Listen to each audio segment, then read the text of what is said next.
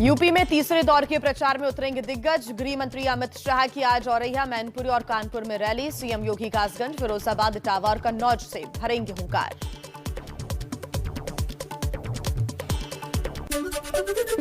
Samajwadi party के अध्यक्ष अखिलेश यादव रायबरेली, फतेहपुर और उन्नाव में करेंगे प्रचार, तो आरएलडी अध्यक्ष जयंत चौधरी का हाथरस में चुनाव प्रचार।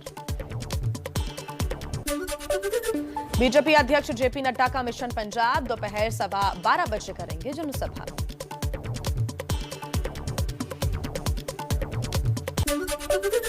कांग्रेस नेता राहुल गांधी भी आज पंजाब में दिखाएंगे दम। पटियाला, मानसा और बरनाला में करेंगे रैलियां। कांग्रेस महासचिव प्रियंका गांधी की मणिपुर में वर्चुअल रैली। पंजाब में घर घर मांगेंगी कांग्रेस के लिए वोट।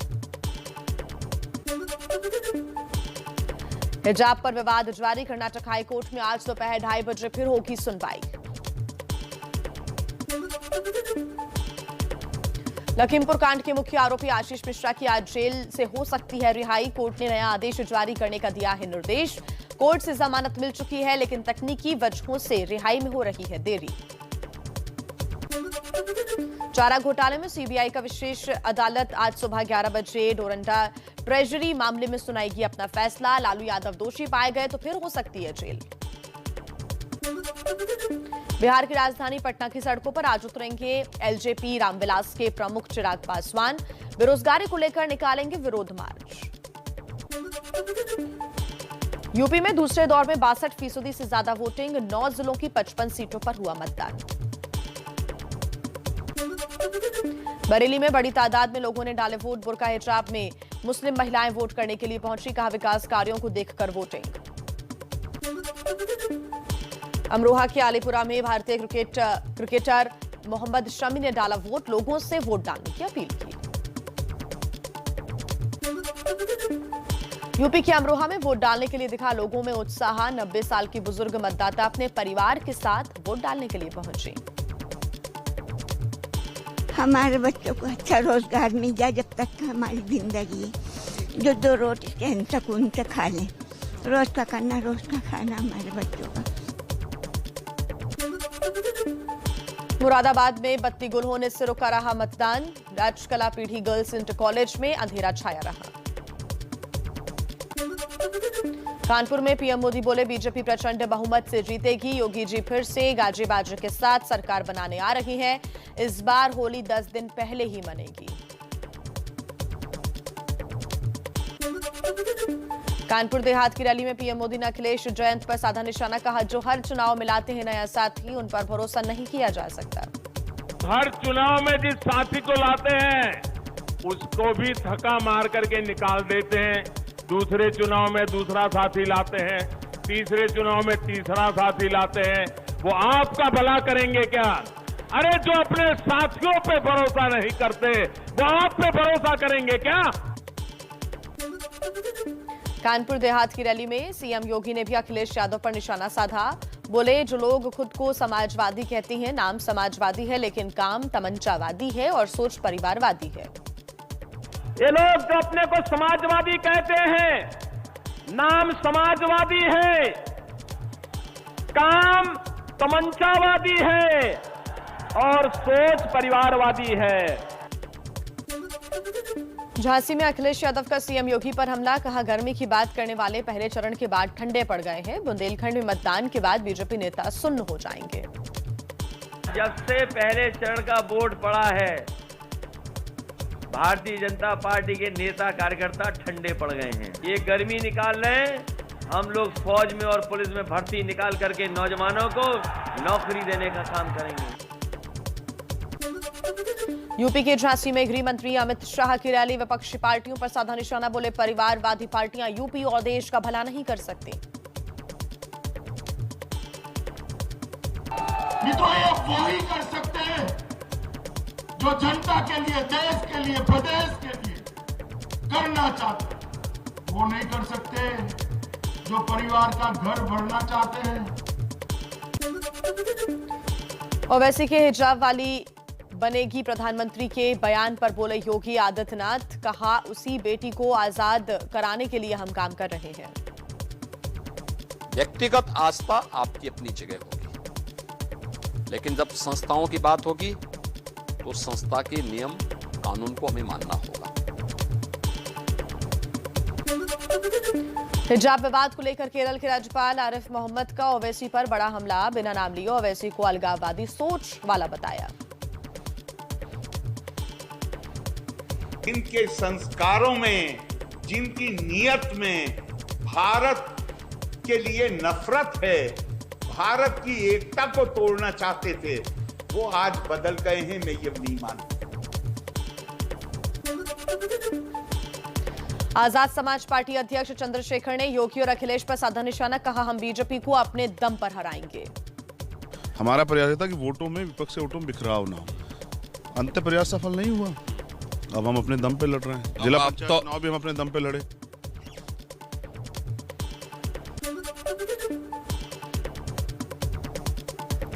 कांग्रेस से समाजवादी पार्टी में आए इमरान मसूद का योगी के बयान पर पलटवार। कहा, देश लोगों के मौलिक अधिकार और संविधान से चलता है। योगी साहब को ये समझना चाहिए कि देश संविधान से चलेगा। देश के अंदर जो रहने वाले नागरिक हैं, उनके मौलिक अधिकारों का हनन जो आप करने की सोचते हो, वो नहीं कर पाओगे। झांसी में अखिलेश यादव का बयान। समाजवादी पार्टी की सरकार बनी तो गरीबों को पौष्टिक आहार, घी और सरसों का तेल देंगे। यूपी के औरंगाबाद में जेपी नड्डा का अखिलेश यादव पर निशाना। बोले, अखिलेश मंदिर मंदिर घूमकर घंटी बजा रही हैं, क्या फायदा जब चिड़िया चुग गई खेत। यूपी के बाहुबली मुख्तार अंसारी नहीं लड़ेंगे चुनाव। मुख्तार के बेटे अब्बास अंसारी ने मऊ सदर से नामांकन दाखिल किया। ओपी राजभर की पार्टी ने चुनाव आयोग को चिट्ठी लिखी। वाराणसी की शिवपुरी सीट से नामांकन के दौरान हमले का लगाया आरोप। डीएम और पुलिस आयुक्त को हटाने की मांग की। बीजेपी सांसद बृजभूषण शरण सिंह ने ओवैसी को बताया भगवान राम का वंशज। बोले, वो क्षत्रिय हैं। वो पुराना क्षत्रिय है, वो भी जो है भगवान राम का ही वंशज है, वो ईरान वाला नहीं है।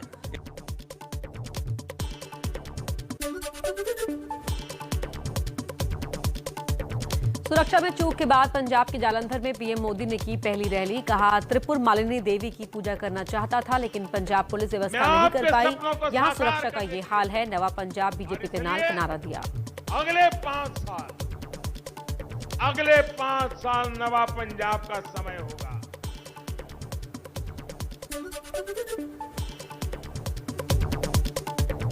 पंजाब के होशियारपुर में राहुल गांधी ने बीजेपी और आम आदमी पार्टी पर साधा निशाना। सरकार पर नोटबंदी वाला हमला बोला। कहा, नोटबंदी कर छोटे कारोबारियों और गरीबों पर हमला हुआ। रोजगार के बारे में एक शब्द नहीं कहेंगे, भ्रष्टाचार के बारे में एक शब्द नहीं कहेंगे, काले धन के बारे में एक शब्द नहीं कहेंगे।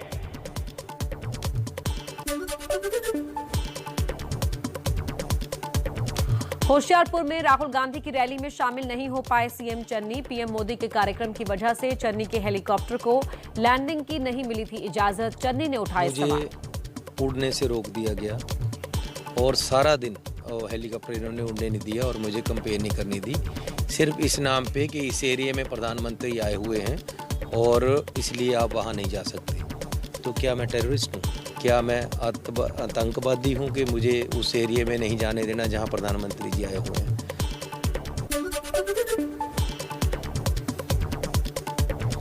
कांग्रेस छोड़ बीजेपी गठबंधन में शामिल हुए कैप्टन अमरिंदर ने एबीपी न्यूज से कहा, पंजाब में बहुमत से बनेगी सरकार। कांग्रेस के माफिया और हर घोटाले की होगी जांच। और ਉਹਦੇ ਵਿੱਚ ਉਹ ਸੋਚ ਦੇ ਮੁਤਾबिक पंजाब ਦੇ ਵਿੱਚ ਗਵਰਨਮੈਂਟ ਚੇਂਜ ਹੋਏਗੀ, ਸਾਡੀ ਗਵਰਨਮੈਂਟ ਬਣੇਗੀ, एनडीए ਦੀ गवर्नमेंट बनेगी।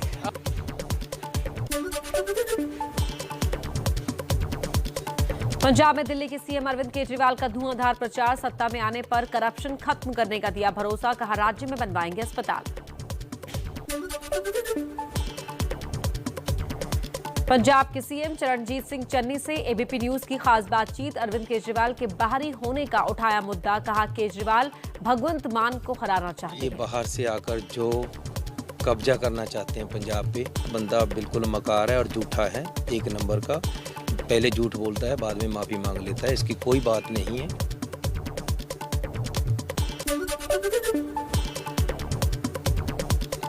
ईवीएम में कैद हुई उत्तराखंड और गोवा की किस्मत। उत्तराखंड में 62% से ज्यादा तो गोवा में 79% वोटिंग। गोवा में 2017 के मुकाबले 3% कम हुई वोटिंग। उत्तराखंड के भटवाड़ी में मतदान के दिन बर्फबारी के बीच मतदान करने पहुंची महिलाएं। गोवा के सीएम प्रमोद सावंत का मतदान के बाद बड़ा दावा, बोले बीजेपी की बड़ी जीत होगी। सभी जगह पे कैंपेन कर पाए हैं। डेफिनेटली मुझे पूरा विश्वास है कि इस बार भारतीय जनता पार्टी 22 पार करेगी।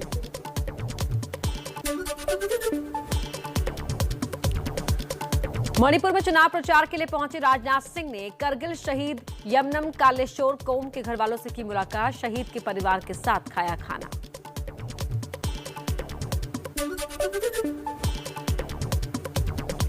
मुंबई में पीएम के बयान पर कांग्रेस का प्रदर्शन। महाराष्ट्र विपक्ष के नेता देवेंद्र फडणवीस के घर का घेराव करने की कोशिश। जवाब में बीजेपी कार्यकर्ताओं का हंगामा। दोनों पार्टी के कार्यकर्ता आपस में भिड़े।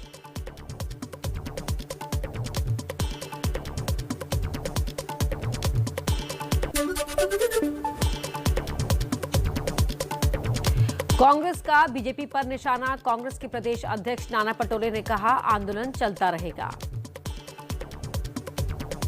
जब तक नरेंद्र मोदी जी माफी नहीं मांगते महाराष्ट्र की, तब तक यह आंदोलन जारी रहेगा। खुद पर लगे आरोपों को लेकर शिवसेना सांसद संजय राउत का दावा, बोले अगले कुछ दिन में बीजेपी के कई लोग जेल जाएंगे। हमने किया बर्दाश्त, हम भी बर्बाद करेंगे। क्या बोला ना, अब बर्बाद भी करेंगे। एक मर्यादा होती है राजनीति में, वो मर्यादा आप खो चुके हो।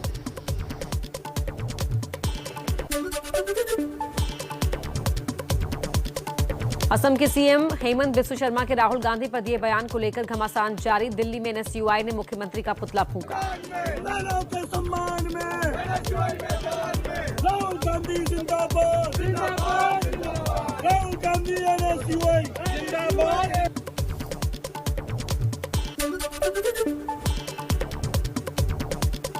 22,000 करोड़ के देश के सबसे बड़े बैंकिंग घोटाले को लेकर कांग्रेस का मोदी सरकार पर हमला। कहा, सबसे बड़े बैंकिंग फ्रॉड पर क्यों चुप हैं प्रधानमंत्री? आरबीआई ने अब तक कुछ क्यों नहीं किया? क्या किसी ने हाथ बांध रखे हैं? रिजर्व बैंक ऑफ इंडिया ने इस भगोड़े का नाम अभी तक फ्रॉड की सूची में क्यों नहीं लिखा? मोदी गवर्नमेंट का एक ही स्कीम है, लूटो भागो।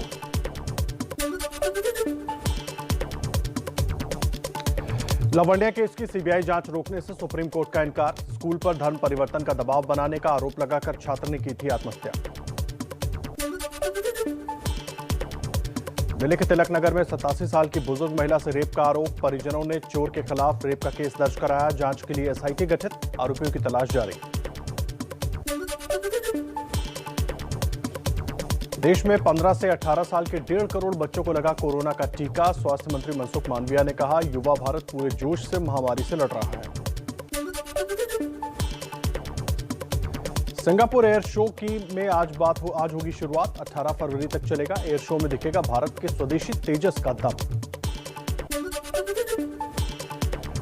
ऑफ स्पिनर वॉशिंगटन सुंदर चोटिल होने की वजह से वेस्टइंडीज के खिलाफ टी20 सीरीज से बाहर। सुंदर की जगह पर कुलदीप यादव का हुआ चयन।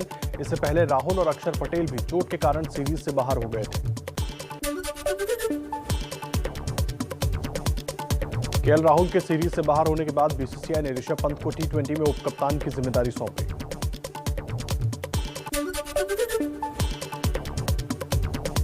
भारत और वेस्टइंडीज के बीच 3 मैचों की टी20 सीरीज का कल से होगा आगाज। सीरीज के लिए टीम ने कोलकाता के ईडन गार्डन में लंबा अभ्यास किया।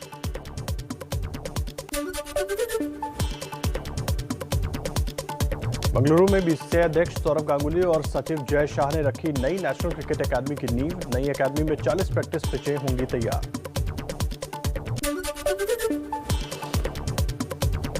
ऑस्ट्रेलिया के बल्लेबाज ग्लेन मैक्सवेल मंगेतर विनी रामन से 27 मार्च को करेंगे शादी। शादी का कार्ड हो रहा है वायरल। तमिल भाषा में छपा है कार्ड। मेलबर्न में होगी मैक्सवेल और विनी की शादी।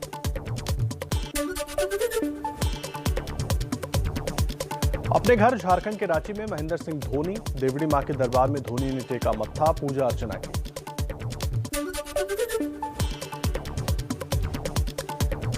प्रो कबड्डी लीग में यूपी योद्धा की दबंग दिल्ली पर 44-28 से शानदार जीत। अंक तालिका में लंबी छलांग के बाद तीसरे नंबर पर पहुंची यूपी योद्धा की टीम।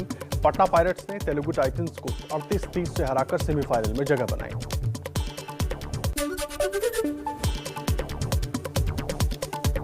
जम्मू कश्मीर के कुलगाम में विंटर कार्निवाल का आयोजन। कश्मीर पहुंचे सैलानियों ने स्नो स्पोर्ट्स का उठाया लुत्फ।